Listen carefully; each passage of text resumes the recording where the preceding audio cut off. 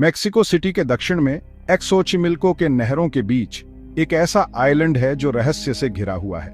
ये इसकी प्राकृतिक सुंदरता नहीं है जो ध्यान खींचती है, बल्कि एक भयानक नजारा है। सैकड़ों शायद हजारों सड़ती हुई गुड़िया पेड़ों और दीवारों से लटकी हुई हैं।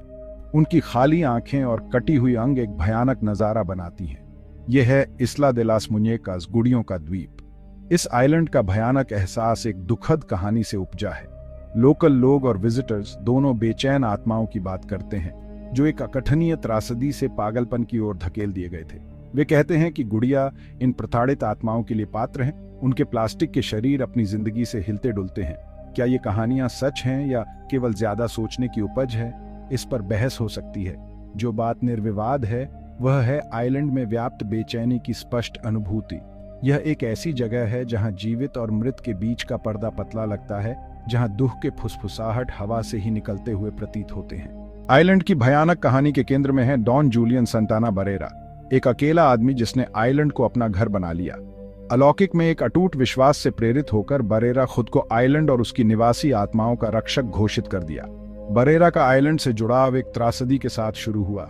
एक दिन उसने नहर में डूबी हुई एक जवान लड़की का शरीर देखा जिसके पास एक गुड़िया तैर रही थी। इस घटना ने उन्हें अंदर तक झकझोर कर रख दिया, जिससे वह लड़की की यादों से घिर गए। अपराध बोध और लड़की की आत्मा को शांत करने की इच्छा से भस्म होकर बरेरा ने उस गुड़िया को एक पेड़ पर लटका दिया जिसे वह पकड़े हुए थी। उनका मानना था कि यह कृत्य बुरी आत्माओं को दूर भगाएगा और उनकी खोई हुई आत्मा को शांति प्रदान करेगा। इसने उनके आजीवन जुनून की शुरुआत को चिह्नित किया।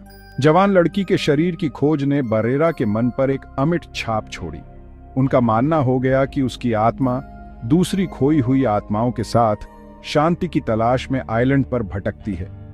इस विश्वास से प्रेरित होकर बरेरा ने आइलैंड को गुड़ियों से भरना शुरू कर दिया। उसने उन्हें कूड़ेदान में फेंका हुआ पाया, नहरों में तैरते हुए पाया, या आइलैंड पर उगाए गए फलों और सब्जियों के बदले में पाया।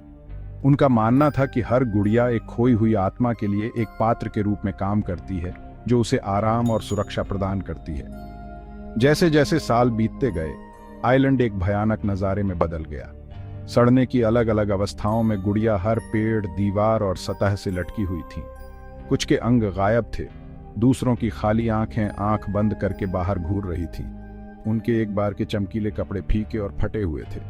डॉन जूलियन सांताना बरेरा का देहांत 2001 में हो गया। उनका शरीर उसी नहर में मिला जहां उन्होंने कभी डूबी हुई लड़की को खोजा था। उनकी मृत्यु एक दुखद दुर्घटना थी या उन ताकतों का परिणाम था जिन्हें वह शांत करने की कोशिश कर रहे थे, यह एक रहस्य बना हुआ है। आज गुड़ियों का द्वीप अलौकिक में एक आदमी के अटूट विश्वास और उन आत्माओं को खुश करने के प्रति समर्पण का प्रमाण है जिनके बारे में उनका मानना था कि वे वहां रहते हैं। दुनिया भर से पर्यटक इस आइलैंड पर आते हैं जो इसके भयानक इतिहास और हर इंच में व्याप्त बेचैन करने वाली आभा से आकर्षित होते हैं। गुड़ियों का द्वीप विश्वास की शक्ति, दुख के भार और जीवित दुनिया को अज्ञात के दायरे से अलग करने वाले पतले पर्दे की याद दिलाता है।